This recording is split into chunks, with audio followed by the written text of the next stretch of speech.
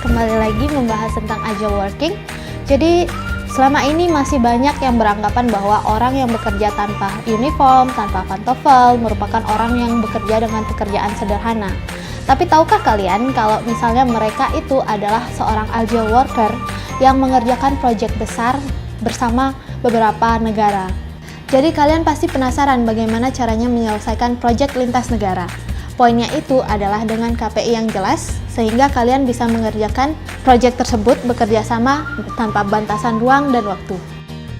Mau tahu bagaimana alumni Sticky Indonesia IGD Adi Sudi Anggara melakukan proyeknya? Yuk kita simak penuturannya berikut ini. Oke, perkenalkan nama saya IGD Adi Sudi Anggara.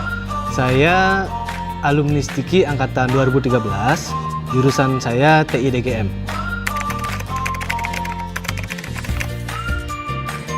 Oke, saat ini saya bekerja sebagai dosen di Sticky dan juga sebagai freelance animator. Jadi kalau karir saya sebagai dosen di Sticky, saya mulai pada tahun 2019, sedangkan freelance animator saya mulainya tahun 2017.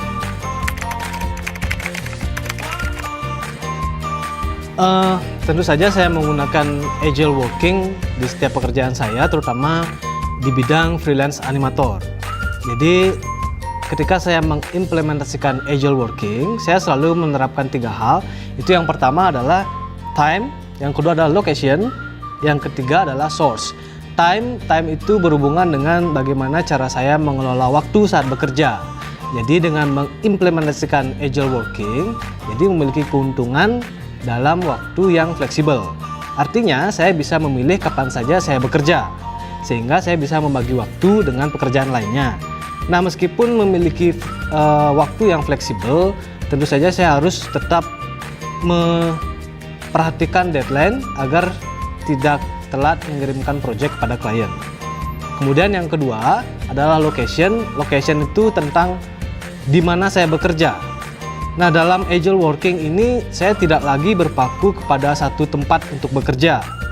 Jadi contohnya ketika saya berdiskusi dengan tim mengenai naskah dan storyboard dalam sebuah proyek animasi, saya bisa saja melakukan meeting melalui virtual meeting, misalnya melalui Google Meet, kemudian bisa melalui Zoom, kemudian kita satu tim itu bisa sharing file bersama dalam Google Drive.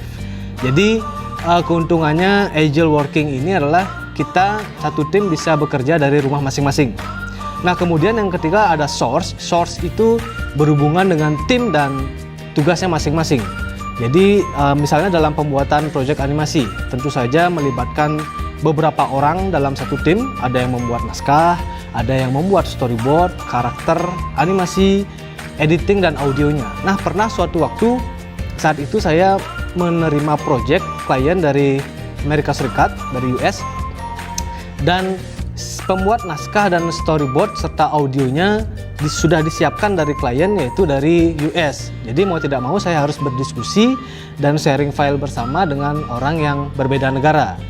Nah, jadi dengan adanya agile working, dengan menggunakan agile working ini dapat membuka peluang atau membuat kita membuat tim yang dalam tim tersebut ada beberapa orang yang berbeda negara. Kesan saya untuk agile working itu seakan mempertegas bahwa berbicara mengenai pekerjaan itu adalah berbicara mengenai aktivitas, bukan lagi berbicara mengenai tempat.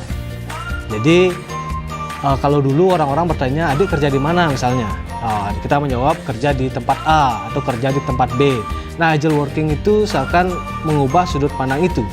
Nah, misalnya kita bisa saja bekerja pada sebuah perusahaan, sebuah startup, atau sebuah tim.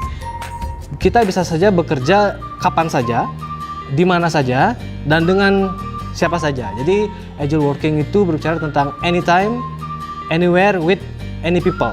Nah, sebenarnya agile working itu menyatukan orang-orang, proses, teknologi, koneksi, waktu, dan tempat dalam sebuah wadah, di mana tujuannya adalah untuk mencari cara yang lebih efektif, lebih efisien, lebih fleksibel dalam menyelesaikan sebuah pekerjaan.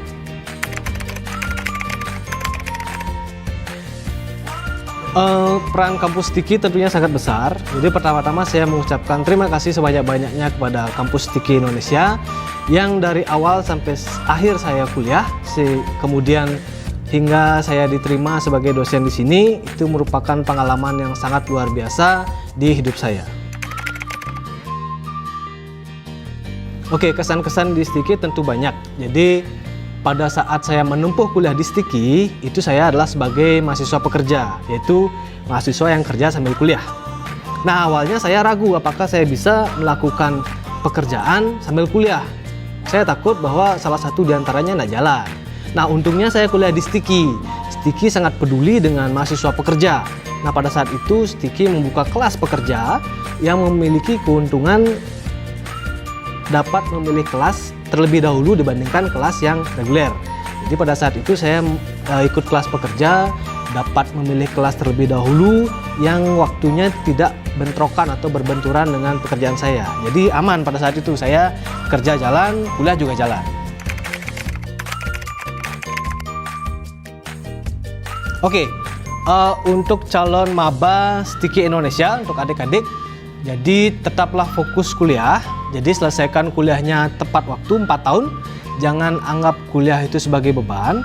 Anggaplah kuliah itu seperti traveling, jalan-jalan ke tempat baru, ketemu teman-teman baru, kemudian mendapatkan pengalaman-pengalaman baru yang nantinya adik-adik gunakan sebagai bekal untuk melakukan perjalanan yang lebih panjang nantinya.